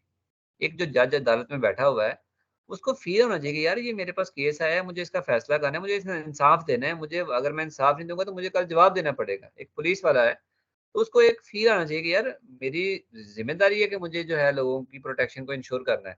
तो हर इंस्टीट्यूशन जो है उसकी एक रिस्पॉन्सिबिलिटी है, उसको चाहिए कि वो अपनी पॉलिसीज को बेहतर करे, अपने सिस्टम को इन्हांस करे, और जो उसकी रिस्पॉन्सिबिलिटीज हैं उनको इंश्योर करे कि वो पूरी कर रहा है। अगर वो ये सब कुछ करेगा तो वहाँ जस्टिस होगा, अगर जस्टिस होगा तो पीस होगा, और अगर ये तीनों चीजें वहाँ मौजूद हैं, इंस्टीट्यूशंस हैं, जस्टिस है, पीस है, तो प्रॉस्पेरिटी को कोई चीज वहां से नहीं रोक सकती, वो ऑटोमेटिकली वहां पे आ जाएगी, घूम फिर के ढूंढ के आ जाएगी। बट अगर पीस, जस्टिस और स्ट्रॉन्ग इंस्टीट्यूशंस तीनों में से कोई एक पॉइंट भी कहीं मिस हुआ तो प्रॉस्पेरिटी वहां नहीं हो सकती, वहां डिक्टेशन हो सकती है, वहां पे कोई जगीरदार हो सकता है, फ्यूडल सिस्टम हो सकता है, but not prosperity for everyone. So the last one is partnership for the goals. इस पे जब हम बात करते हैं तो इसका सीन ऐसा है कि हम इसको आइसोलेशन में, ऐसा नहीं है कि सिर्फ अमेरिका सोच ले कि मैं अपने जो यूएसए है इसके अंदर सस्टेनेबिलिटी चलाता रहूंगा तो बाकी वर्ल्ड गई तेल लेने। ऐसा नहीं हो सकता, क्योंकि एमिशन तो जो हो रहा है वो पूरे क्लाइमेट को जो है ना उसमें ले रहा है लपेट में, और जो डिफ्रोस्ट्रेशन हो रही है, जो ग्लेशियर्स पिघल रहे हैं, जो सी लेवल के अंदर राइज आ रहा है, वो अमेरिका के अंदर बंद नहीं होगा, ना जापान में बंद होगा, वो पूरी वर्ल्ड वाइड उसका इम्पैक्ट इम्प्लीकेशन उसकी जो आएंगे, जो कॉन्सिक्वेंसेज होंगे, वो सबको फेस करने पड़ेंगे, वो म्यूजिक सबको बर्दाश्त करना पड़ेगा। तो हमें क्या करना है, कलेक्टिवली मिल के हाथ में हाथ डाल के एक दूसरे के साथ मिल के कि यार अच्छा तेरे पास ये मसला है, इसके लिए मेरे पास ये सोल्यूशन है, मैं ये कर देता हूँ, आपके पास ये चीज़ है, आप मुझे ये दे दें, मैं ये कर लेता हूँ। तो मिल के हमें कलेक्टिवली एफर्ट करनी है, ताकि हम जो है ना इस ज़मीन का जिस पर हम रह रहे हैं, इस पे रहने का हक अदा करें, और जो फ्यूचर जनरेशंस हमारी इंशाल्लाह ताला वो पैदा हों, वो किसी अच्छी जगह पर ज़िंदा रहो, ऐसा ना हो कि वो सोच रहे हो कि बड़े को चंगा काम कर देते। सो दिस इज वाज तो ये थे हमारे 17 सस्टेनेबल डेवलपमेंट गोल्स। हमने इन पे जो इतना मुझे पता था, जितनी मैं तैयारी कर सका था, वो मैंने की और मैंने आपको डिलीवर कर दिया। इस पे अगर आप लोगों के पास कुछ कहने को है, कुछ पूछने है को है, so it's all yours, please. Sir thank you very much, बहुत अच्छा समझ आया। ये मुझे जो समझ आ रही है आपकी बात, यही हमारी क्लास एंड हो रही है। मुझे नहीं पहले नहीं तो नहीं ये नहीं, बता दें कि ये जो क्लास एंड नहीं हो रही। अच्छा ठीक ठीक ठीक, मुझे ये बताएं कि ये जो आपने वीडियो हम लोगों को जो आ रही है, ये पूरी वीडियो हमें मिलेगी at the end of the class? Definitely आप लोग जब ये वीडियो क्लोज होगी ना, तो ये उसके कमेंट सेक्शन में आ जाएगी लिखी हुई कि वीडियो अवेलेबल है, आप ले लें। और अगर सेक्शन में नहीं भी आती है तो आप मुझसे ले सकते हैं। Still if it is being recorded, मैं चेक करता हूँ कि रिकॉर्ड हो रही है, ठीक है। और थैंक यू वेरी मच जी। मैं बेहतर ये समझता हूँ कि क्लास एंड आज जो अगर रहते हैं स्लाइड्स रहती हैं तो हम लोग कंप्लीट कर लें, उसके बाद क्वेश्चन सेशन अगर हो जाए तो। बिल्कुल ठीक है, फाइन। सो हम जो है ऐसे ही करेंगे, मैं आपके साथ एग्री कर लेता हूँ। हम इसको ले जाते हैं प्रेजेंटेशन मोड पे, ताकि मेरे लिए आसानी रहेगी। Yes, so here we are. So ये हम थे यहाँ पर, हमने जो था in the previous slides, I introduce the different dimensions of sustainability and highlighted how they are. हमने यहाँ पर इसको हम यहाँ पर शिफ्ट ऑफ पैराडाइम पर आ गए। तो हमने क्या किया, पीछे हमने डिस्कस कर लिया कि मेन हेड्स क्या हैं, उनका आपस में रिलेशन क्या है, एंड अभी उनके साथ जो एसडीजीज थे, सस्टेनेबल डेवलपमेंट गोल्स थे, उनको भी वन बाय वन हमने गो थ्रू किया, और हमने देखा कि यार अच्छा ये सब कुछ थे। अभी हम बात करेंगे कि देखें अब क्या करें हम, कि I will talk about how we transform to a sustainable future. अब हमें करना क्या है, तो उसके अंदर क्या है कि प्लीज माइक म्यूट कीजिएगा, ठीक है। तो हमें अब करना क्या है, तो मैंने जैसे पीछे बताया कि transition from a linear economy to a circular economy. Linear economy क्या है, कि एक जनाब रिसोर्स है हमारे पास, हमने उसको पकड़ा और फैक्ट्री में भेज दिया, फैक्ट्री ने वहां पे उसे चीजें बना दी, हम उठे और हमने उन चीजों को इस्तेमाल करना शुरू कर दिया, चीजें इस्तेमाल की और डस्टबिन में डाल दी। तो दिस इज इट। हम एक लीनियर इकोनॉमी के अंदर जिंदा है, कि जिसमें बस क्या है कि सिंगल वन वे एक ट्रैफिक चल रही है, कि रिसोर्स आता है, फैक्ट्री पकड़ती है, चीज बन के आती है, हम उसे इस्तेमाल करते हैं और कचरे के डब्बे में डाल देते हैं। तो अब हमें इसको सर्कुलर इकोनॉमी में शिफ्ट करना है। सर्कुलर इकोनॉमी क्या है, कि ऐसा नहीं होना चाहिए कि मतलब जो है वो चीज जो है, पहले बात इससे आप एग्री, ये बात ये कंसेप्ट समझ आ गया, लीनियर इकोनॉमी क्या है, यहाँ तक हम क्लियर है? Yes yes clear. तो ठीक है, अब हम बात करें सर्कुलर इकोनॉमी। तो सर्कुलर इकोनॉमी क्या है, कि वो कहता है कि embracing circular economy is essential for minimising waste and maximising resources efficiency. वो कहता है कि देखिए हमें वेस्टेज किसी भी सूरत में खत्म करना है और एफिशिएंसी इंक्रीज करनी है। मतलब हमने कुछ ऐसा मोटरसाइकिल, अगर मोटरसाइकिल की बात करते हैं लेट्स से, तो हमें ऐसा मोटरसाइकिल बनाना है जिसको बनाने पे हमारा एनवायरनमेंट कम से कम डैमेज हो, वो चलने में एनवायरनमेंट को कम से कम डैमेज करे, और उसकी जो लाइफ है वो इतनी रहे कि मतलब ना वो ऐसा नहीं है कि वो आज बना है और कल वो खत्म हो जाए, हमें नया मोटरसाइकिल चाहिए हो, तो वो लॉन्ग लास्टिंग वाला निज़ाम थोड़ा सा हो जाए। तो वो कहते हैं कि हम ये कैसे अचीव कर सकते हैं, बाय रीयूजिंग। हम चीज़ों को बनाएं, उनको मतलब अब हो प्रॉब्लम क्या है कि हमारी जो इलीट या अपर इलीट क्लास है ना, वो क्या करते हैं जी, मोबाइल का मॉडल नया आ गया, मोबाइल का मॉडल नया ले लें, और मॉडल में नया वाला क्या आया होता है, पीछे से जो है ना कुछ स्पीकर चेंज हुआ होता है, उसके अंदर रैम थोड़ी सी बढ़ा दी होती है। हम लाखों करोड़ों अरबों रुपया इस हमारे जो लोग हैं वो इस चीज़ पे लगा के बैठे हुए हैं। असल में हो क्या रहा है, हम चीज़ को इस्तेमाल के लिए नहीं ले पा रहे, हम उसको एज अ स्टेटस सिंबल लेके बैठे हुए। So we need to change that mindset, कि things are here to use, हमें उनको यूटिलाइज करना है, नॉट टू स्पेंड देंगे बस किसी तरीके से उड़ा दो, कोई मतलब नहीं, मेरे पास बहुत पैसे हैं, मैं इसकी ऐसी की तैसी। तो वो है कि हमें अब रीयूजिंग पे जाना है, रिसाइकलिंग पे जाना है, रिपर्पसिंग पे जाना है, and we can reduce environmental impact and promote a more sustainable approach to production and consumption. हमें मतलब ये है कि कम से कम रिसोर्स करने हैं। एक मतलब जो है देखें, eliminate waste and population pollution, हमें वेस्ट खत्म करना है। अगर हम वेस्ट खत्म कर देंगे तो पोल्यूशन ऑटोमेटिकली खत्म होने वाला है, क्योंकि वेस्ट का ही तो सारा मसला है। हम जो प्लास्टिक यूज कर रहे हैं वो, या जो हम कंप्यूटर्स यूज कर रहे हैं, या हमारे मोबाइलों के बाद जो ई वेस्ट हम जनरेट कर रहे हैं, वो कर क्या रहा है, वो कहीं ना कहीं पाइल अप हो रहा है। हम उसको कहीं ना कहीं गर्क करने की कोशिश कर रहे हैं समुद्रों के अंदर, पता नहीं कितना प्लास्टिक, कितने पॉलिथीन बैग्स और क्या कुछ समुद्रों के अंदर हम दरियाओं में, नदी नालों में डाल के बैठे हुए हैं। इसी तरह मतलब जो है ना एक मतलब फाउंडेशन है, उनके ख्याल से ऐसा है कि treat waste as a design flaw. वो कहते हैं कि अगर वेस्ट जनरेट हो रहा है ना, तो ये एक एलन मैकार्थर फाउंडेशन है जो इसको सस्टेनेबिलिटी पे काम कर रहे हैं बहुत देर से। तो ये उनका ख्याल है कि treat waste as a design flaw, यानी वो कहते हैं कि अगर किसी भी चीज को बनाने और यूज करने में वेस्ट जनरेट हो रहा है तो ये इसके डिजाइन का फॉल्ट है। इसको आप डिजाइन फॉल्ट कंसीडर करें और इसको डिजाइन फेज पे निकालें बाहर, कि जो मैं बना के दे रहा हूँ उसके अंदर वेस्ट कम से कम जनरेट होगा या नहीं होगा। eliminate waste and pollution. The second thing जो हमारे पास है वो है की products in use as long as possible. देखिए, अगर आपके पास एक सेल फोन है, वो आपका काम दे रहा है ना, तो एक नया मॉडल मार्केट में आ जाने का मतलब ये नहीं है कि आप फटाफट उसको कहीं डिस्कार्ड करके कहीं और नया ले लें। ऐसा नहीं है। उसको जो चीज आपके पास है, अगर वो चल रही है, आपका मकसद पूरा कर रही है, तो जस्ट कीप यूजिंग इट।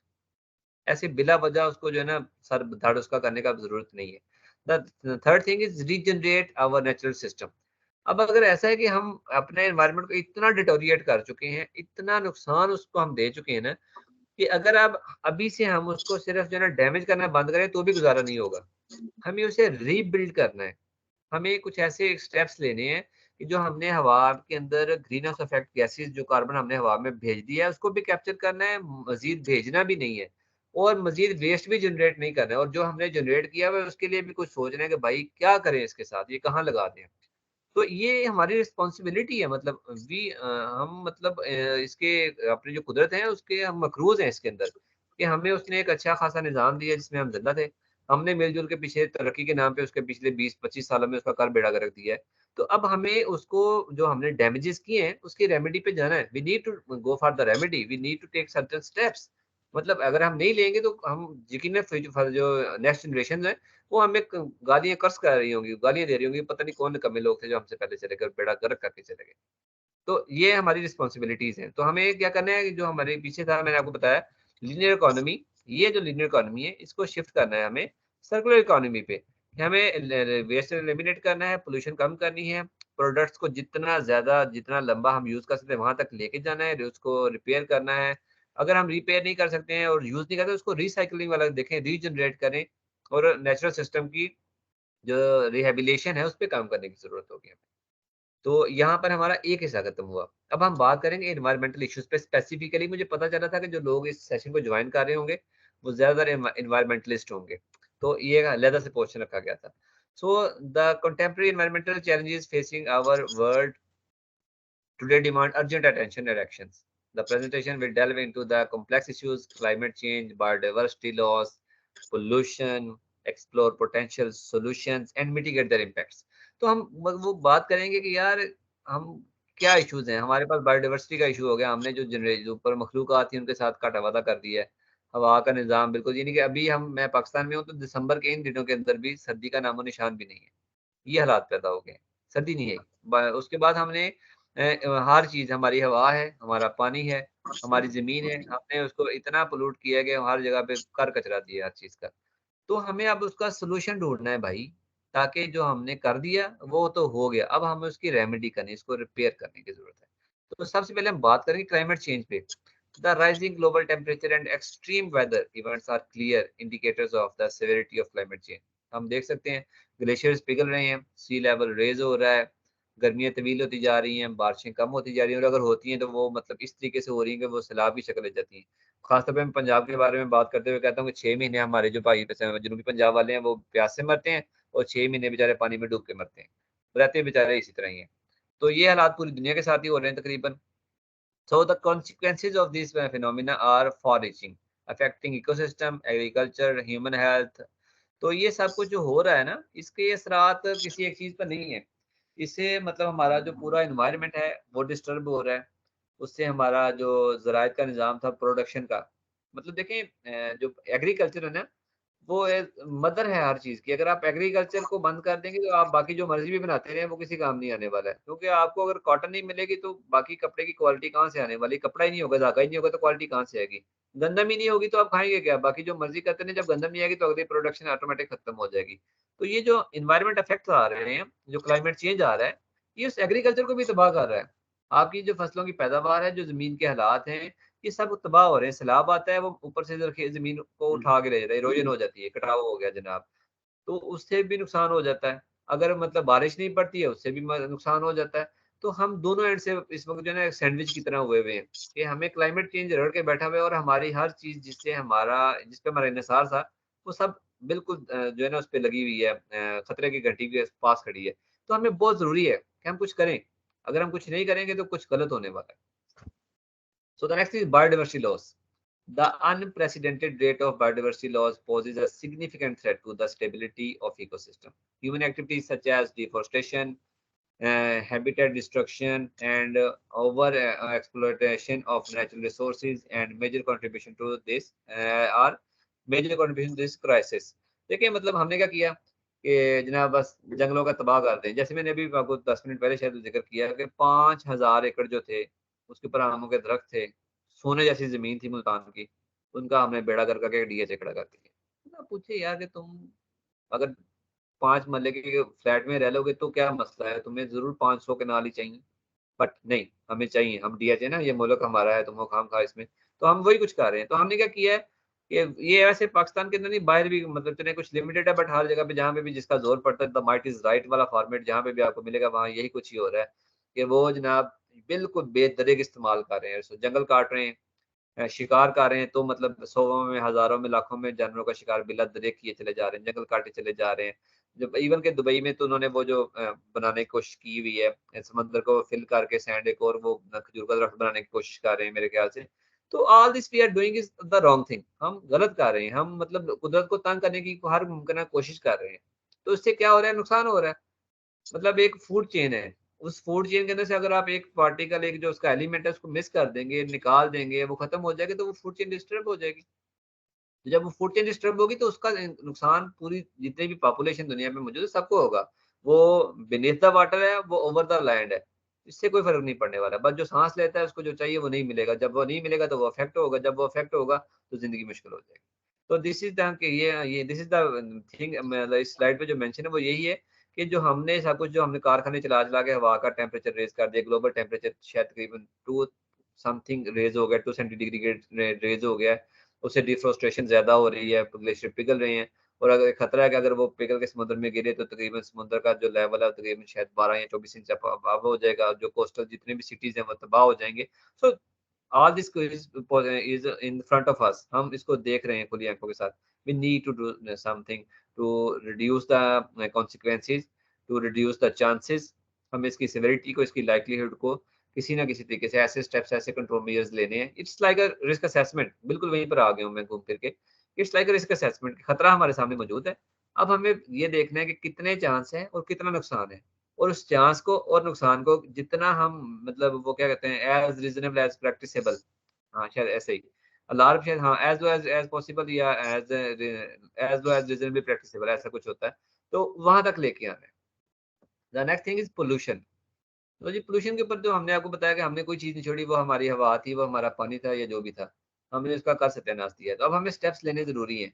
अब हम ऐसा नहीं है कि घरों से निकाल के शाबर रोड पे फेंक दें, रोड से वो हमारे ज़मीन में, खेत में चले जाएँगे, वहाँ पे वो बस पड़े रहेंगे और ज़मीन का बेड़ा-गर्क करते रहेंगे। या ऐसा नहीं है कि जनाब हमने कहा अपने जो फैक्ट्री का नाला था वो किसी दरिया में डाला हुआ है और उसके अंदर जितने भी मखलूक़ात थी उन सबका बेड़ा-गर्क कर दिया। जो मेरा बचपन था, मैं still I am proud to be a पेंडू, मतलब मैं गाँव में रहना कोई बुरी बात नहीं समझता हूँ। तो मेरा बचपन में ऐसा था कि अब्बूजान जाल लगाया करते थे। वो जाल के अंदर वो घुगियाँ और बटेरे आते थे। वो अब देखने को भी नहीं मिलते हैं। ऐसे कभी दूर से कोई एक आधा पीस मिलता है। क्या हुआ है? पेस्टिसाइड्स। हमने फसलों की पैदावार बढ़ाने के लिए कीड़े मार दवाइयाँ छिड़की। उस कीड़े मार दवाई से हमारी फसल तो जो होनी थी वो हुई, बट हमने वो जो एक इकोसिस्टम था, वो जो जानवर परिंदे थे बेचारे जिन्होंने वो स्प्रे से मरे हुए कीड़े खाए, वो मर गए। हमने पूरी एक जनरेशन खत्म कर दी। तो हमें अब इन चीज़ों को रोकना है भाई। So the pervasive impact of pollution on air, water, and soil quality has determined effect on the human health. And the environment. मतलब इसका जो असरात है वो हमारी सेहत पर आ रहे हैं। मैं आपको बता था रंग बिरंगी बीमारियां वो क्यों निकल के आ गई, पहले क्यों नहीं थी। मेरे जो दादा को माशाल्लाह वो 90 में जाके अपनी में डेथ हुई है उनके, वो मादे से 5-7 महीने तक पहले तक बिल्कुल जवान थे और मुझे कहते थे मुंडा जोर ला लवी, कभी दादाजी रह गए। तो उस वक्त क्या था कि उस वक्त तक के इंसानों ने अपने रहने वाले एनवायरनमेंट का, पानी का, हवा का इतना सत्यानाश नहीं किया था जितना हमने अब कर दिया है। हमने क्या किया, जितना गंद था सब दरियाओं में, नदी नालों में, समुद्रों में झोंक दिया, कोई नहीं जान दे, कोई मसला नहीं है। पाकिस्तान के अंदर मैंने मतलब EHS लॉज का पेपर पास कर लिया है अच्छे नंबर के साथ। बट तो उसमें कानून तो बड़े-बड़े अच्छे लिखे हुए हैं पेपरों के अंदर, मगर जब उसकी इम्प्लीमेंटेशन में बात आती है तो कुछ भी नहीं है। सब गंद हुआ पड़ा है। तो अब बीइंग अ ह्यूमन्स हमें अब जो है ना दुनिया के ऊपर जो कचरा हमने बढ़ा दिया है, उसको कंट्रोल करना है। वो जो हवा के अंदर एमिशन है उसको कंट्रोल करना है। वो जो पानी में हम वेस्टेज वो जो एफ्लुएंट डाल रहे हैं उनको कंट्रोल करना है। जो ज़मीन के ऊपर हम पाइल अप कर रहे हैं कचरा रंग-बिरंगा बगैर किसी जो है ना सोच समझ के उसको कंट्रोल करने की ज़रूरत होगी। सस्टेनेबल सॉल्यूशंस पे बात आ गई। अब हमने बड़ा बात किया कि यार ये मसला, ये कचरा, ये कचरा, ये कचरा। अब हम बात करेंगे यार आखिर हल भी तो होना चाहिए ना। रोते रहने से तो गुज़ारा नहीं होने वाला। We need to some for sort out the things. हमें मिटिगेशन प्लान पे जाना है। सो कहते हैं जी addressing the imperative of contemporary environmental challenges requires a comprehensive approach encompassing sustainable practices, renewable energy sources, conservation efforts, international cooperation, embracing innovation solutions, adopting eco-friendly technologies, and crucial steps towards a more suitable future sir, more sustainable future. अब हमें ऐसा कुछ करना है कि जो कुछ हो रहा था उसको कम देखिए फैक्ट्री जो लगा दी है उसको बंद करना सोल्यूशन नहीं है। फैक्ट्री बंद करने से तो लोगों की जॉब्स जाएंगी, मार्केट में प्रोडक्शन की डिमांड बढ़ेगी तो उसकी प्राइस ऊपर चल जाएगी अगर हमारी सप्लाई कम होगी। मतलब इकोनॉमिक्स का भी है ना, डिमांड सप्लाई के ऊपर भी रहना है, हमें रिसोर्सेज प्रोवाइड भी करने हैं, हमें एनवायरनमेंट सेव भी करना है। तो अब हम फैक्ट्री तो बंद नहीं कर सकते हैं। अब हम करेंगे क्या कि उसको क्लीन एनर्जी देने जाएंगे, मशीन जो उसके अंदर लगी है उसके अंदर इनोवेशन के साथ उसकी ऑप्टिमाइजेशन पे काम करेंगे, उसकी एफिशिएंसी पे काम करेंगे। हम कुछ ऐसा करेंगे कि प्रोडक्शन चलती रहे, मगर हमारे जो नुकसान हैं वो हम कम कर लें या खत्म कर लें। उसके लिए आपको अब मतलब मैंने एक रिपोर्ट पढ़ी थी कि पाकिस्तान के अंदर तकरीबन 40,000 जो है ना जो है मेगावाट्स ही होते हैं मेरे ख्याल से, जो हमें रिक्वायर्ड है। 25,000 रिक्वायर्ड है, हमें 18,000 रिक्वायर्ड है, 25,000 की कैपेसिटी है, मगर 40,000 हम सिर्फ विंड एनर्जी से पैदा कर सकते हैं। मगर उस पर काम ही कोई नहीं कर रहा ना। हमने तो वो क्या कहते हैं IPPs बनाने हैं और उनको कमीशन लेना है उनसे। तो this is how the world is in the danger. हम पैसों के लिए, अपने इंडिविजुअल जो हैं बेनिफिट्स इंटरेस्ट के लिए एनवायरनमेंट को, लोगों को, इकोसिस्टम को तबाह करने में लगे हुए हैं, तो हमें उसको अब रोकना है। अब हमें अच्छे सॉल्यूशंस की तरफ जाना है। हमें अब अपने बच्चों को एजुकेट करना है, उनको मोटिवेट करना है, चीज़ों को सॉर्ट आउट करना है, एक अच्छे प्रोसेस को जो है ना वहाँ पर रोबस्ट तरीके से खड़ा करना है ताकि चलता रहे। अगर प्रोसेस नहीं होगा तो आप कुछ कर भी रहे हैं तो आपके साथ खत्म हो जाएगा, तो प्रोसेस रहेगा तो वो आपके बाद भी चलता रहेगा। एग्रीकल्चर पे बात करते हैं। तो मैंने सबसे पहले भी कहा था कि क्या हो सकता है? उसने कहा कि देखिए आपको फसलें बदलने की ज़रूरत है। अब ऐसा है कि एक ज़मीन के अंदर आप एक ही फसल बार काश्त किए चले जा रहे हो, बार-बार काश्त किए चले जा रहे हो, उसके ऊपर जो है ना पेस्टिसाइड्स का स्प्रे किए चले जा रहे हो। पहले ज़मीन के मिनरल्स का बेड़ा गर्क होगा, उसके बाद पेस्टिसाइड साइड से स्प्रे करेंगे, उसके जो एनवायरमेंटल इफेक्ट्स हैं, जो इकोसिस्टम के अंदर जो हमारे जो बायोडायवर्सिटी है, जो परिंदे हैं बेचारे, उन पे इफेक्ट है, वो नुकसानदेह होगा। उस बायोडायवर्सिटी के अंदर एक और भी चीज़, जो आप पेस्टिसाइड का स्प्रे करते हैं, वो जो चारा जब आपके जानवर खाते हैं, उन पे भी उसके मतलब बैड इफेक्ट्स हैं। मतलब उनकी भी जो रिप्रोडक्शन कैपेसिटी है वो भी कम होती चली जा रही है और उसके पीछे यही कुछ है।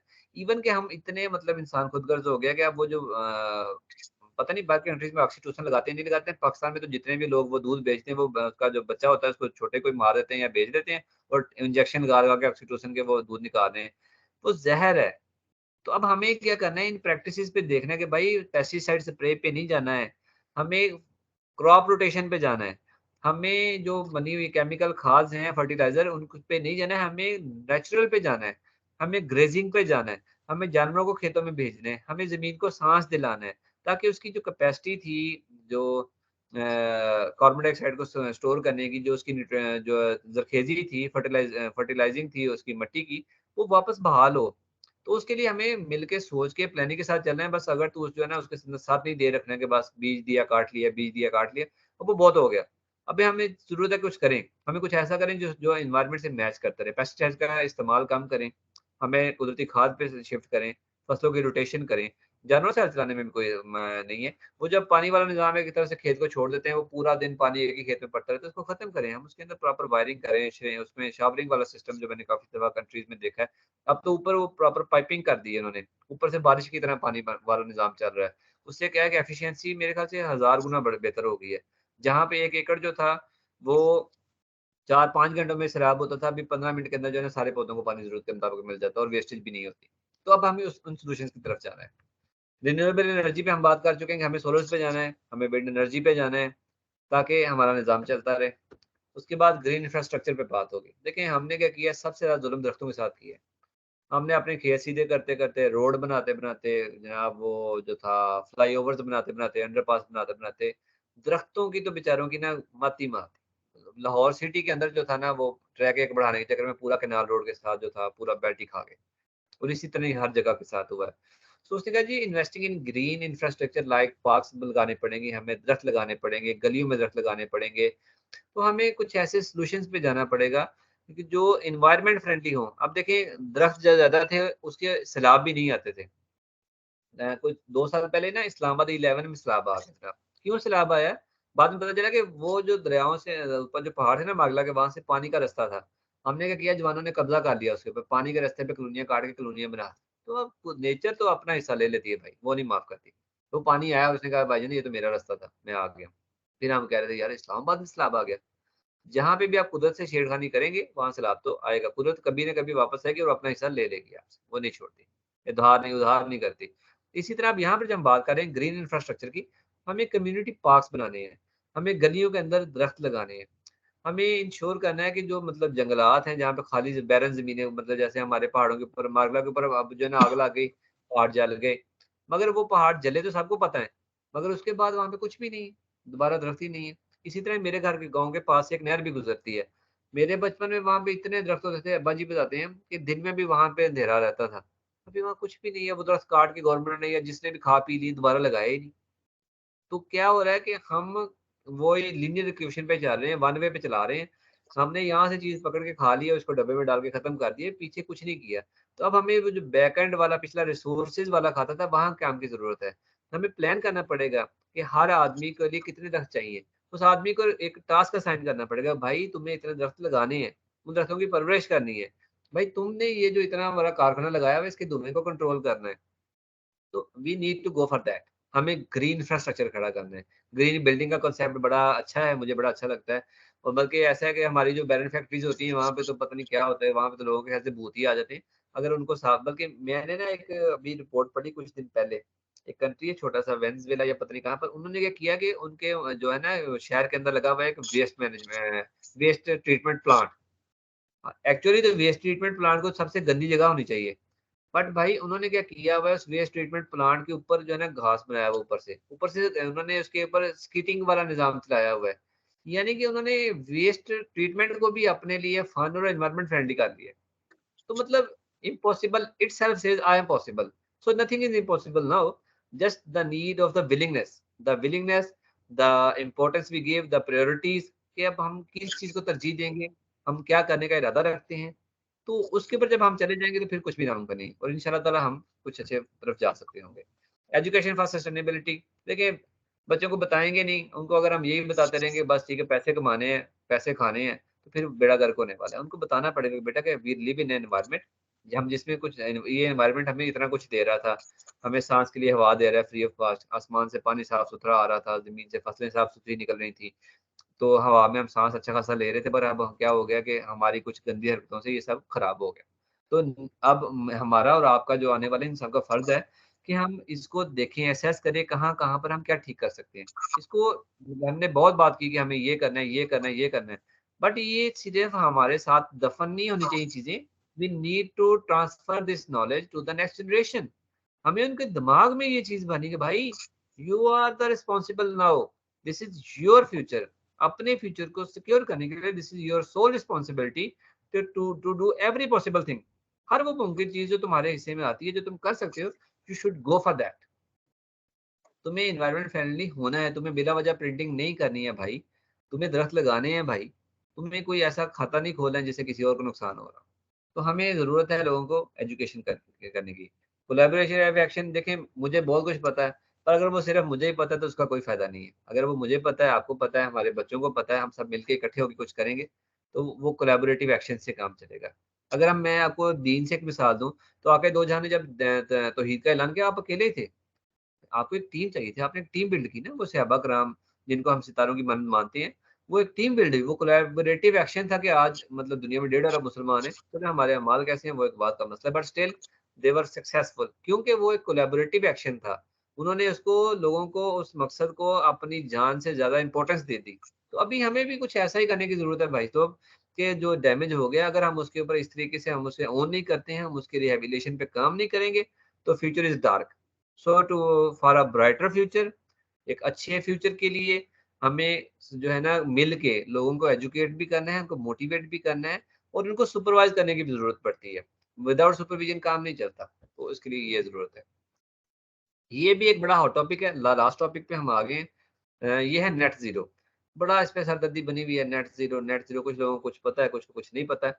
तो खैर इस पे हम बात करें। नेट जीरो क्या है जनाब? हम चाहते हैं कि जो कार्बन एमिशन हवा में हम भेज रहे हैं ना, उस जितना हम भेज रहे हैं उसके इक्वल हम हवा से उसको निकाल दें, तो फिर वो नेट जीरो है।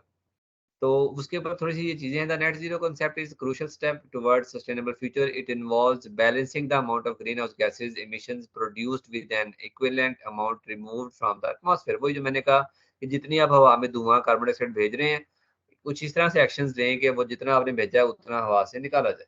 Achieving net zero is essential, जरूरी है, to mitigate climate change, to ensure healthy planet for future generations. अगर आप चाहते हैं कि आपके बच्चे अच्छी जगह पर रहें, तो आपको नेट जीरो पे काम करने की जरूरत है। उसने कहा जी अंडरस्टैंडिंग नेट जीरो क्या है जी? उसने कहा जी net zero is essence significant achieving equilibrium between the quantity of greenhouse gases emitted into the atmosphere and though successfully removed. वो हमने पढ़ दिया।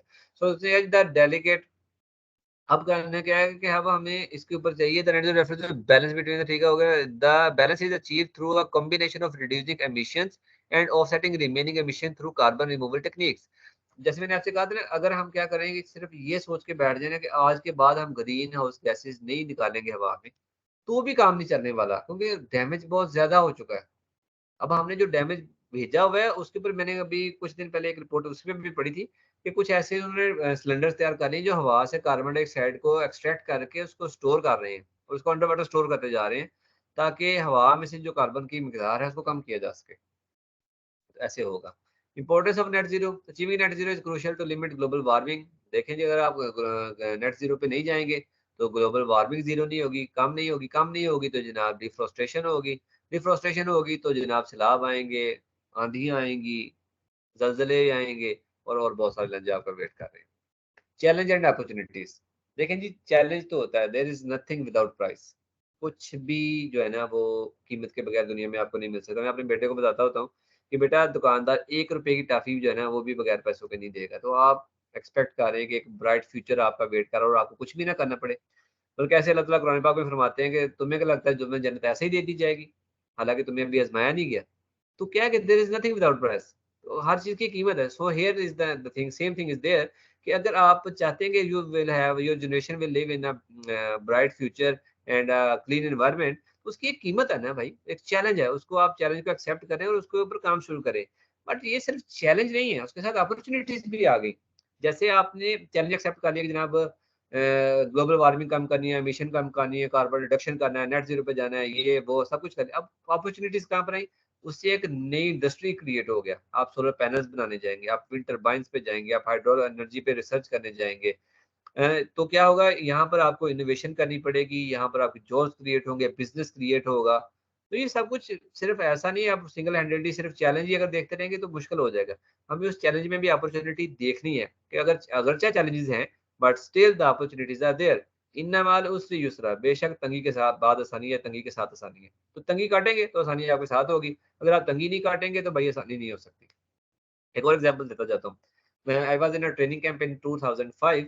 तो द कैप्टन सेड कि कौन कौन जन्नत में जाना चाहता है? So everybody raise the hand. तो जी हम सब जन्नत में जाना चाहते हैं। Okay, so who is ready to die? Nobody. Everyone wants to go to heaven, but nobody is ready to die. तो अगर आप मरने को तैयार ही नहीं तो भाई जन्नत में कैसे जाने वाले हो? जन्नत में जाने के लिए मरना जरूरी है। तो हियर इज द थिंग कि opportunities are there, but for those opportunities you need to accept the challenge. अगर आप चैलेंज एक्सेप्ट करेंगे तो अपॉर्चुनिटीज विल बी देयर, अगर आप चैलेंज से भाग जाएंगे तो opportunities are not for you. So strategies पे बात करेंगे, हम कैसे कैसे कर सकते हैं, मतलब उसने several strategies can be employed to achieve net zero including increasing energy efficiency. Energy efficiency वही बात जो हम फ्यूल की करते आ रहे हैं पिछले कुछ घंटे डेढ़ से तकरीबन, कि अब हमें 1 लीटर फ्यूल के अंदर 10 किलोमीटर नहीं चलाना है, हमारा मिशन होना चाहिए हमें 1 लीटर फ्यूल में 25 किलोमीटर चलाना है। तो हम एनर्जी एफिशिएंसी पे जाना चाहिए। हम एक जो यूनिट बार हमारे मीटर पे चलता है वो शायद किलो जूल होता है, या I am not sure about that, वो क्या जो एक यूनिट चलता है उसमें अगर हम हमारा पंखा पहले 1 घंटा चलता था, अब हमारी कोशिश है कि हम ऐसी टेक्नोलॉजी डेवलप करें कि वो यूनिट तो एक ही गिरे मगर पंखा 10 घंटे चले उससे, इंक्लूडिंग इंक्रीजिंग एनर्जी एफिशिएंसी। दूसरा क्या है, transitioning to renewable energy, fossil fuel को बंद करना पड़ेगा। अब अजीब बात वाला क्या है, लोग जा रहे हैं क्लीन एनर्जी पे, हम पाकिस्तान में अभी भी कोयले की जो है ना वो ज़खायर लगा के वो कोयले से एनर्जी थार में लगाने के तुले में, कमाल लोग हैं वैसे हम, चले खैर नहीं हो, तो हमें अब शिफ्ट करना है। उसके बाद क्या कहता है जनाब, implementing carbon capture and storage technology, मैंने आपको जैसे भी बताया वही जिक्र हो गया यहाँ पर, कि उसके क्या है कि हमें ऐसी टेक्निक्स बन गई है कि वो क्या कर रहे हैं, हवा से कार्बन डाइऑक्साइड को कैप्चर कर रहे हैं, उसको कंप्रेस करके स्टोर कर रहे हैं, तो क्या है कि हम हवा को साफ करने की कोशिश कर रहे हैं। And promoting sustainable land use practices, और जो कुछ भी हम ये कर रहे हैं ना, ऐसा नहीं है कि आइसोलेशन में अपने घर में बैठ के कर रहे हैं, किसी को बताएं ना, अगर हम कुछ अच्छा कर रहे हैं, उसके कुछ अच्छे रिजल्ट्स हमें मिल रहे हैं, so we need to share the proven strategies, proven policies कि हमने ये किया है उससे ये अच्छा हुआ, या तुम भी करो तुम्हारे साथ भी होगा, उसको सपोर्ट करें, लोगों को बताना भी है, अपने अंदर जो ना जो ना वो गुछू मुछू होकर नहीं बैठना है। We need to share the knowledge, जैसे है ना कि मतलब अमर बिल मारूफ व नहीं अनिल मुनकर पे बात करते हैं कि आपको नेकी का हुक्म देना है और बुराई से रोकना है। अगर आप खुद नेक हैं, बहुत अच्छे हैं, और आपके इर्द गिर्द सब कुछ बुरा हो रहा है, आप चुप करके बैठे हो, तो आप उसका हिस्सा हैं, आप कभी भी न्यूट्रल नहीं हो सकते, आप या उसके खिलाफ हैं या उसके साथ हैं, तो आपको बोलना ज़रूरी है। अगर आप खुद ठीक हैं, अपने लिए अच्छा कर रहे हैं, तो उससे गुजारा नहीं होगा, आपको बाकियों को भी गाइड करना है, इट्स योर सोल रिस्पॉन्सिबिलिटी। एक हदीस का भी मफ़हूम है, खैरुकुम मन तअल्लमल कुरआन व अल्लमहु, तुम में से बेहतर वो है जो कुरान सीखे और दूसरों से सिखाए, दूसरों को सिखाए। तो इसमें सबक क्या है कि जो हमें पता है, जो इल्म हमारे पास है, जो नॉलेज है, जो एक्सपीरियंस है, वो हम पर कर्ज है, हमें उसको आगे भेजना है, लोगों को सिखाना है, लोगों की हेल्प करनी है। सो पॉलिसीज एंड रेगुलेशंस, देखिए मैं और आप जो कुछ भी करते रहे, अगर जो ऊपर बैठे हुए बड़े बड़े दिमाग, बड़े बड़े कुर्सियों के ऊपर, अगर उनका ही दिमाग खराब रहेगा, वो उस पर सीरियस ही नहीं होंगे, जैसे मैं एक सेफ्टी प्रोफेशनल हूँ, तो हम आज तक इसी में कामयाब नहीं हुए कि मैनेजमेंट को ये बना लें कि भाई सेफ्टी वालों का रोल एडवाइजरी होता है, we are here to support you, we are not the owners of the activities, it's your responsibility, भाई तुम्हारा बेबी है, संभालो इसको, बट नहीं, ये आपका काम है जी, आप इंश्योर करें भाई, एक्टिविटी तुम प्लान करोगे, रिसोर्स तुम पकड़ोगे, जिम्मेदारी मेरी है, नहीं ऐसा नहीं हो सकता। सो थिंग इज देयर कि प्लान करेंगे, हम बताएंगे, बनाएंगे, पॉलिसीज रिसर्च करेंगे, सॉल्यूशंस लेके आएंगे, बट उसकी इम्प्लीमेंटेशन ऊपर वालों को करनी है, उसके लिए पॉलिसीज और रेगुलेशन होना जरूरी है। अगर कानून नहीं होगा तो निज़ाम नहीं चलेगा। इस्लाम बहुत अच्छा दीन है, पर अगर उसके हमने जब उसमें से उसका एसेंस निकाल दिया है, पॉलिसीज और रेगुलेशन जो दीन के थे वो हमने निकाल लिए, तो उसका रिजल्ट हमारे सामने तबाह हो बैठे। तो सेम हेयर कि अगर पॉलिसीज और रेगुलेशंस नहीं होंगी, उसके ऊपर चेक नहीं होगा, तो हम जितनी भी डिबेट करें, जो कुछ भी पेपर किताबों में भर दें, उसका कोई फायदा नहीं होने वाला, वो इवेंचुअली कहीं ना कहीं खत्म हो जाएगा।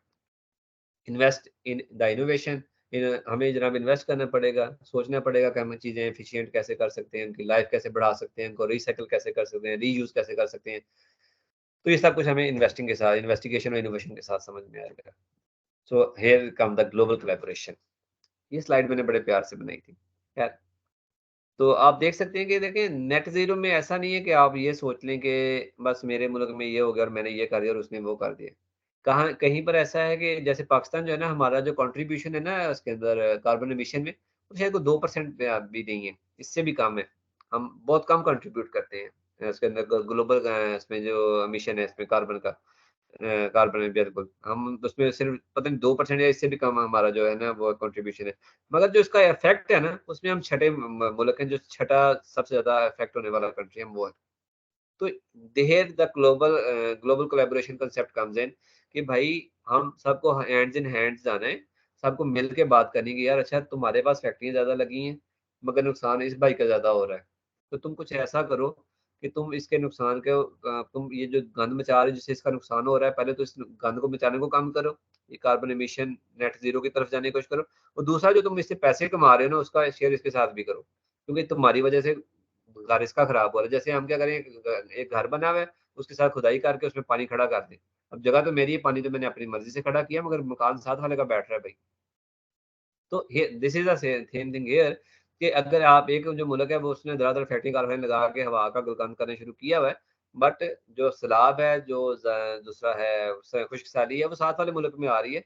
तो अब ग्लोबली कोलैबोरेशन ये बुलाया कि वो भाई मिलके देखेंगे अब वे फॉरवर्ड क्या है, तुम भाई ये थोड़ा सा घर में जाना काम करो और थोड़ा सा मुझे कंपनसेट भी करो ताकि निज़ाम चलता रहे। सो मेजरिंग प्रोग्रेस देखिए, जो गोल्स होते हैं ना वो उनको हमेशा स्मार्ट होना चाहिए, वो स्पेसिफिक होने चाहिए, वो मेजरेबल होने चाहिए। अगर आप मेजर नहीं कर सकते तो आप कुछ नहीं, फिर प्रोग्रेस भी नहीं कर सकते। तो हमें उसका एक स्केल बनाना है, हमें उसे कहीं ना कहीं मेजरिंग स्केल पे खड़ा करना है कि हम क्या कर रहे हैं, क्या रिजल्ट्स आ रहे हैं और उससे हासिल क्या होने वाला है, हम ट्रैक पर भी हैं या नहीं ट्रैक पर हैं। So here we are on the second last slide. It is about conclusion. In conclusion, the foundations of sustainability are built on environmental stewardship, social equity, and economic prosperity. By embracing renewable energy, circular economy principles, and sustainable practices, we can create a greener and more ethical future for generations to come. Thank you.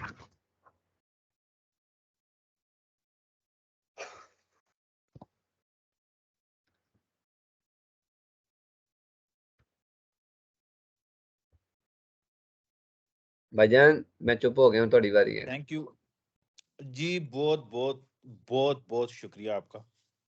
हमें आपकी बातें बहुत अच्छी लगी sir.